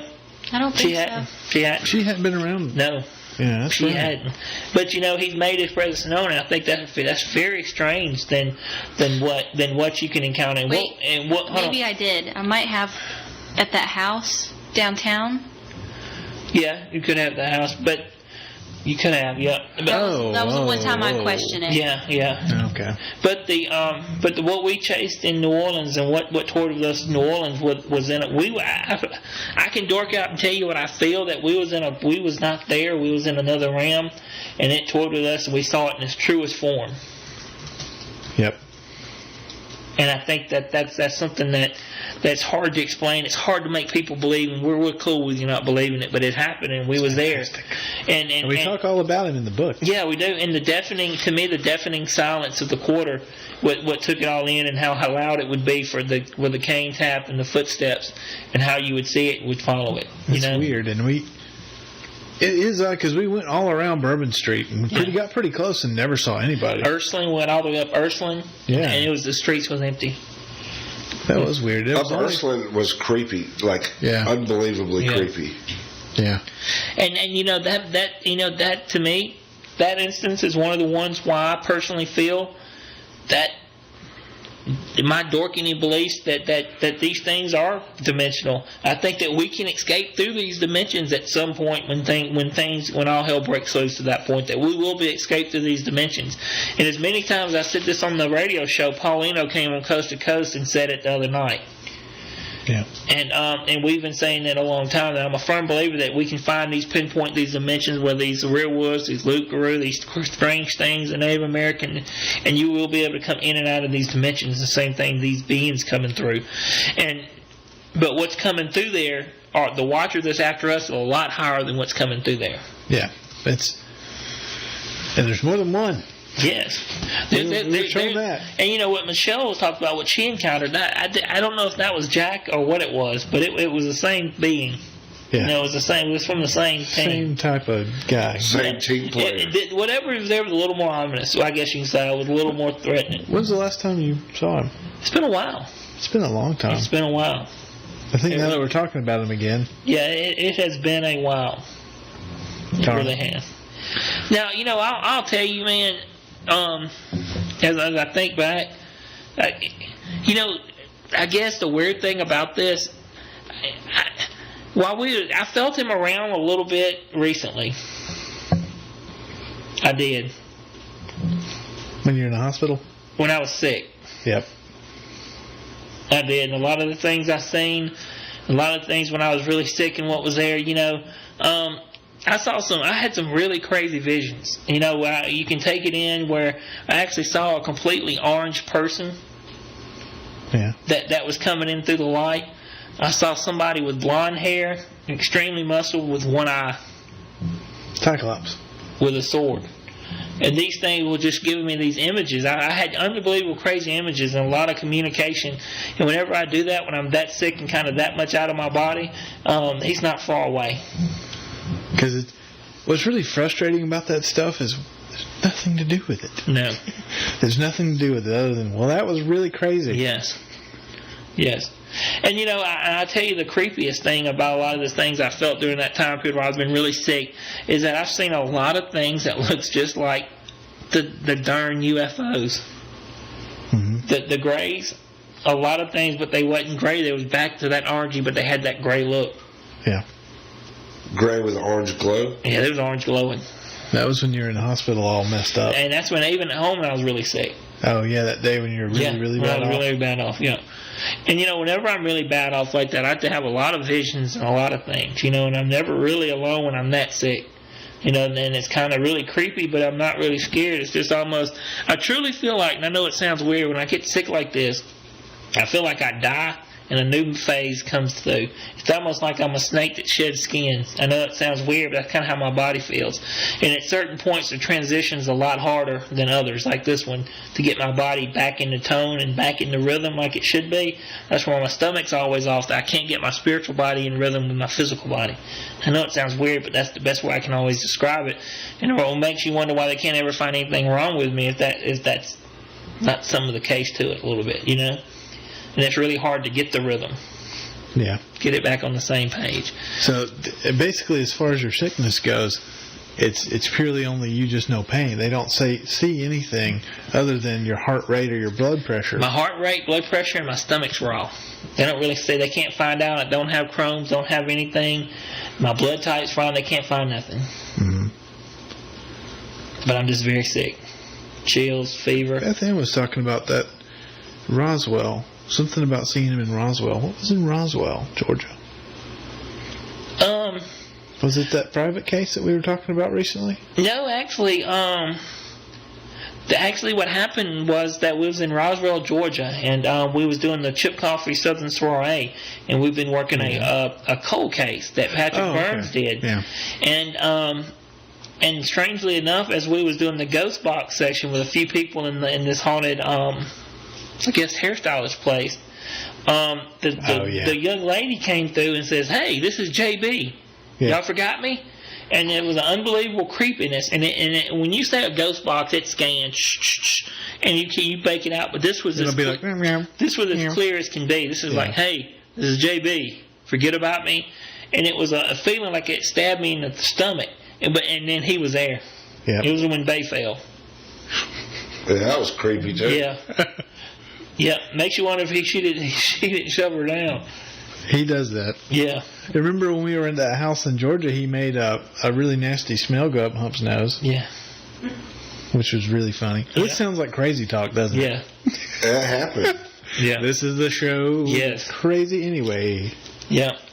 I was in, we was contacted by a friend of ours, and how we met her, who actually owned a home on Ursuline that was built in 1837, and we was contacted to go in and to do a private investigation there. And when we got there, James was extremely rude to them because they lived the vampire, I guess, lifestyle, or she with did. a few other lifestyles. Yeah. So James was extremely rude, wasn't nice, and then they brought their friends to carry us out. And when I was an entertainment attorney, they had nice cars, nice everything. So they really wasn't. They was just eccentric people. But right before that happened, we was walking, back on Pirates Alley. Hadn't had anything to drink. We was just walking, and that's the one time that I fell, and I swear I was pushed because I went flying forward, and I landed on all fours. You popped back up. I popped back up and kept walking. Like it never happened. I'll never believe you were pushed. I was ever. pushed. I will stand by. I was pushed to that point. But the biggest thing, one of my favorite stories and why I named Jack is I love the stories of the Saint Germain. And Saint Germain's house is, if I ever get rich, it's in New Orleans. It's been up for sale for years. It's always for sale basically. Yeah. And he basically came to New Orleans in 1903. He was Count Saint Germain. He opened several banking accounts at different banks, and he pretty much just introduced himself as Jack. People thought he was strange, but he had money, and he would have lavish parties. And if you was truly a vampire, and it has to be, in my mind, that's where a lot of the Anne Rice vampires come, because that's the way Jack was. Jack would have these lavish parties and feed people. And while he wouldn't eat, he would drink from basically a wine glass, a gold-plated little wine glass, and everybody eating, he would just watch them with the glare. And the people would see him out and about, and they would talk about his cold, dead stare, how it was just, something was off. And as things grown and people got to know him, and late one evening, a servant girl fell out the window. She had blood drained from her. The police found her. They carried her to the hospital. She died later, and they went back to question Saint Germain. When they got there, he was gone, but they found all his wine bottles. And basically in his wine bottles, there was basically half wine and half blood. Had no food in the cabinet or anything like that. Saint Germain was gone. Saint Germain, he wasn't able to close out a lot of his accounts. He closed out most of them. He skipped out. And people even said today that Saint Germain is still seen in the quarter. And a cool thing and interesting thing about Saint Germain, a lot of people said Saint Germain, it depends on who you ask and the legends and the stories. The Axeman came soon after. New Orleans was in unrest. They had a lot of problems. They had city riots, just inner city problems. And then the Axeman showed up soon after. And a lot of people said that actually it was Saint Germain where the guy with the Axeman would come through. He would jump the buildings. He would come into these homes and he would attack the people with the axe. And the survivor said he faded away in the mist, went up under the door. He wrote letters to the newspapers and told them if they played jazz music, he would skip them and miss. Some people say maybe Saint Germain came and opened that door and this thing followed him. Maybe Saint Germain came originally to keep it away, and then he was ran off. Who's to say? But he was right after that. So Saint Germain's a prominent part of the New Orleans. His house is there. It's a prominent part of the stories, and when people say he's still seen, there's something, if you kind of like the vampire lore and the dorkiness, it's really kind of stands out, But to talk truly about vampires, you have to go to the Carter brothers. I'm going to definitely talk about the Ursuline convict and that. But to me, the Carter brothers is a really cool story. There was two brothers. They owned a hardware store, and they lived in an apartment above. It was basically just regular New Orleans citizens. They lived there in the quarter. They did their work. Nobody bothered them. They pretty much kept to themselves and just pretty much did their own thing. And then basically what happened is that somebody pretty much, I think to the fact that somebody pretty much escaped, they entered the Carter brothers' home, and they basically had a little girl tied up, and they was draining blood from her, eating off of her, just drinking her blood. She later died, and they come to find out that the Carter brothers were basically killing people constantly. They was just serial killers, and they would take their turns and just drink their blood. There was a big trial in New Orleans. The Carter brothers went to trial. Carter brothers was executed, put in the same cemetery Marie Laveau was put in. Put them in there, and their store is still there, their apartment's still there, everything's still there. And a year later, I don't remember the reason why, I tell you why. Throughout the year, people kept seeing the Carter brothers upstairs in the apartment.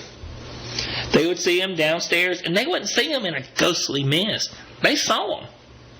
And then people started saying, this is preposterous. Y'all didn't kill these guys.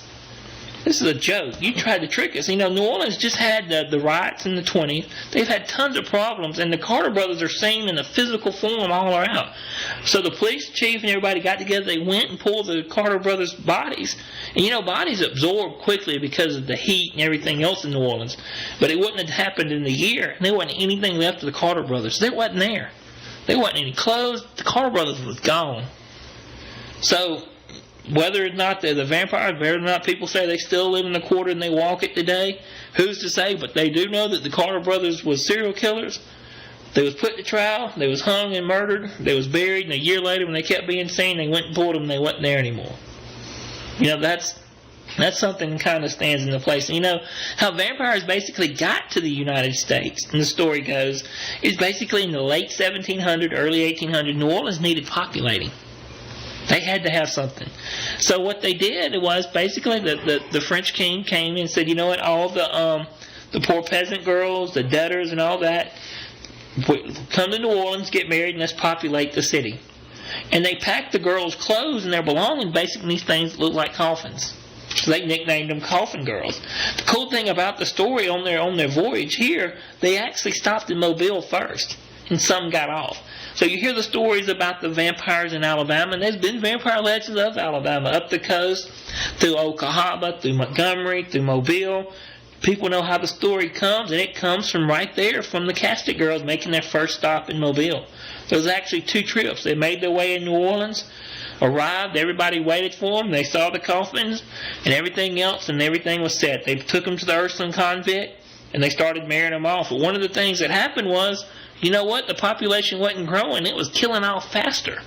They didn't know what was wrong. They sent another boatload of girls. They stopped in Mobile, came back again, and that's when the idea that something was more going on. They basically took all the coffins, everything the girls had that wasn't married. They put them upstairs in the convict, the top floor, and they nailed each window shut with 800 blessed nails, all the windows. Every now and then the windows still supposedly come open, but they shut them back and nail them back in with 800 blessed nails. They even said that convict is actually a reliquary, is that correct, if I'm wrong, for the Catholic Church. There's a lot more things that's hid there and a lot more things that's going on.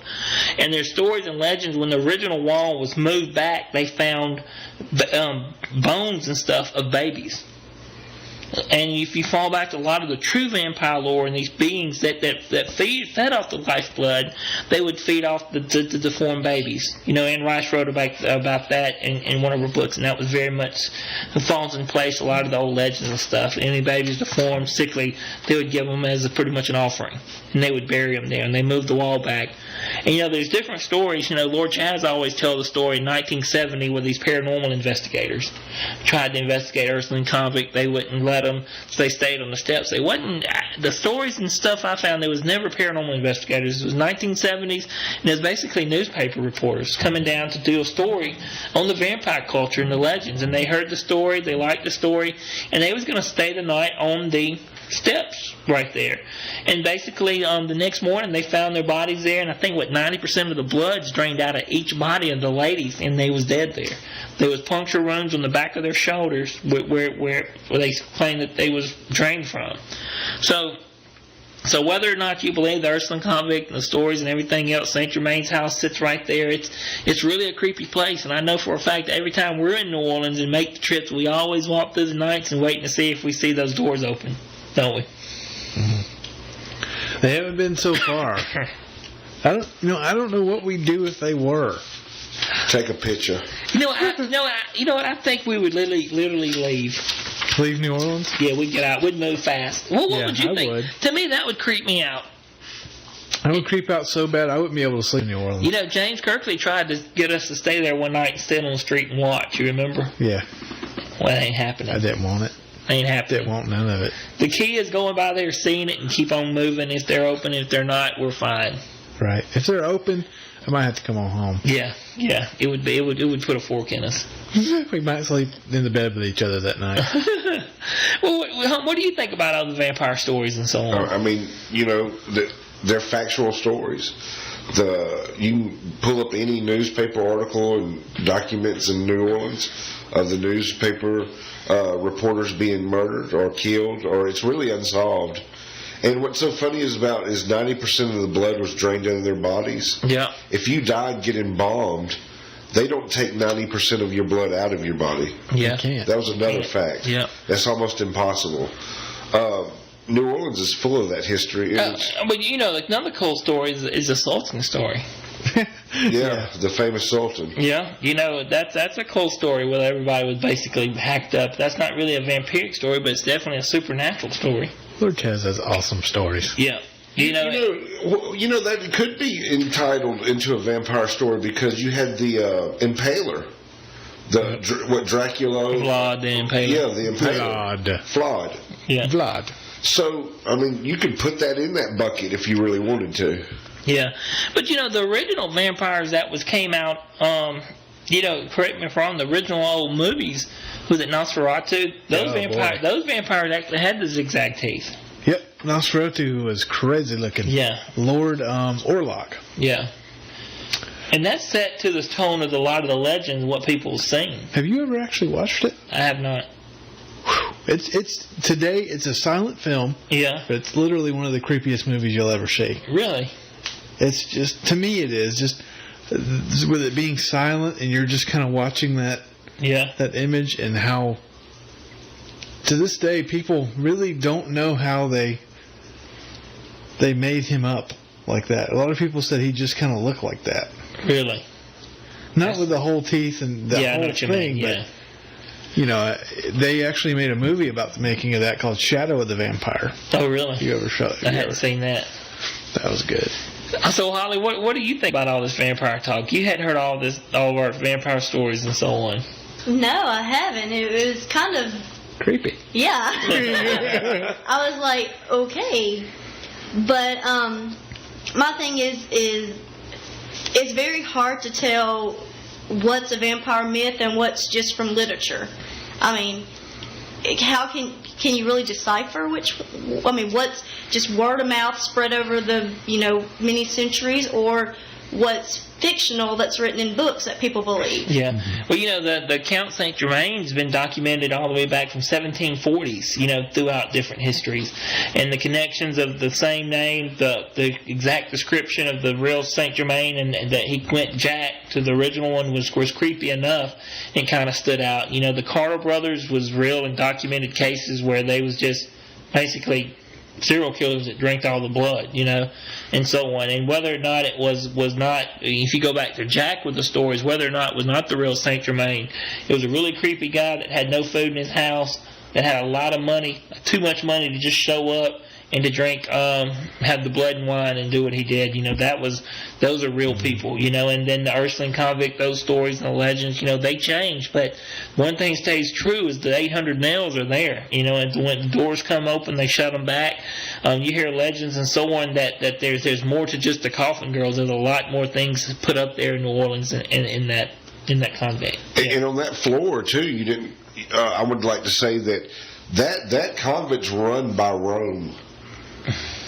And the upstairs is completely locked, that nobody here can get into. Oh, it's the real deal. I mean, they have to come from Rome to ever go up into that third floor. If you ever got in there is no telling what you find. Yeah, absolutely. And I never believed the secret reliquaries or whatever that is until I started hearing the story. I know you look at me crazy, but I just didn't. Yeah. And the more and more with the time we spent in New Orleans, the legends and so on, and when I started hearing about the telescopes and the things we've seen with the Catholic Church. Then you saw that one shrine up in Huntsville? Yep, went to Huntsville. I was blown away. Creepy. That I didn't have a doubt in my mind that New Orleans is one of those places. Oh, yeah. I wish I could have. I wish I could have stopped with my cousin in Huntsville, but I never thought about it. Yeah. Well, as soon as I thought about it, I was already like 2 miles past the exit. Yeah. And I sure ain't going there alone. No. No. It's really peaceful. It's nice. It's a spiritual place, but I ain't going there by myself. Those houses we talked about renting to go there and stay, I think that'd be extremely creepy. Yeah, it'd be really. I'd creep myself out too bad over there. Well, us three creeped ourselves out when we was there before. Kind of explain that real fast, what it is, Jake. Well, it's a gigantic shrine to the Holy Sacrament. The what's her name, Mother Angelica. That's where EWTN's broadcast out of. It's old Huntsville, Alabama. It's a wow. How many acres would you imagine? Oh my God, it's huge. Maybe probably more than that. It's rolling hills, strange rolling hills. Just hundreds and hundreds of acres, perfectly mowed. Yes. Which is creepy enough as it is. Green I don't even grass. think about that. Yeah. Yeah, green grass, lush. You just kind of, it's weird because you go down this old 2-lane blacktop, looks like everywhere in Alabama, and it just suddenly turns into this gigantic facility. The Wizard of Oz. Yes. You go in, and if you go into the actual, there's a gigantic square. There's a Templar-like castle over to the right, which is the gift shop. Yes. Over to the left is your main shrine. You go into the shrine, it's just like a Catholic cathedral, but everything's gold-plated. Yeah. It's a ridiculous amount of money. The feeling there is very, very weird. It is weird. Definitely go there and check it out. The place is built because Mother Angelica said an apparition of the child Jesus told her to build it there. And what they built there is amazing. Amazing. It is.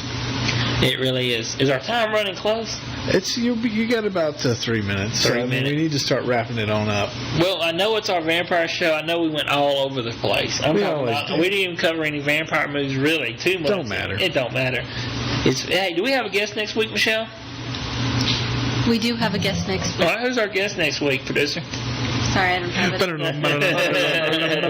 Wow. I'm feeling dead air, Well, while Michelle's looking for that, I have a question. Sure. For the vampire and actually the act of taking the blood, do you think it's more for the gain of power or the gain of life, or both? Oh, I think both. Correct? Now, here we go. I'm a horrible Bible person, but that Deuteronomy, how you say it? What? I don't even know. Deuteron. Yes. 12:23 to 25. Yeah, I'm horrible. It says, "Never eat the blood, for the blood is the life. You must not eat the life blood with the meat. Instead, put out the blood in the ground like water." I think if you look into that and a lot of eating that blood, I think it comes down to taking the soul and a lot of that stuff. And I don't know if I'd answer your question or not, but I think a lot of the blood drinkers and stuff has to do more with the life force and the soul with the ritual than anything. So not necessarily for the gain of power to be great. No, I think they can do that by feeding off that energy feeding. Okay. Yeah. The guest next week, and I'll probably mess the name up so you can fix it, is Brian Toohey, the creator and maintains the website The Fix Is In. Sports guy. Oh, that's Yeah. right. That's right. It's a guy. really interesting guy. He did a book. I've heard him on Coast to Coast, and he talks about the fixes in different sporting events. And man, he makes a case and gets you thinking. Well, yeah, who's going to be interviewing that one? Should be interesting. Hey, I want everybody to check out our websites at southernparanormalresearchers.org, SeanSellers.com, and chroniclesofthesupernaturalist.com. Check us out on Facebook. You name it. Any questions, Facebook. email us. I want to thank everybody for listening to our show. All the SBR team members, all of our regular listeners, Mark, Jenny, Beth Ann, everybody out there. Thank you guys so much. Next week, 8:15 to 8:45, we do a pre-show. You can catch it on the website. It's going to be Michelle, Holly, and Hump. Definitely check that out. It's going to be a lot of fun and just add more to what we're doing. I want to appreciate everybody for supporting us and what we're doing. Jake, anything before we head out? We'll end as always with John Wesley's rule. Do all the good you can by all the means you can and all the ways you can and all the places you can as long as you ever can. Guys, I'm Sean Sellers with Jake Bell, David Humphrey, Holly, our producer Michelle Sellers, and Miss Jenny. We love you guys. Thank you for your support and friendship. Good night.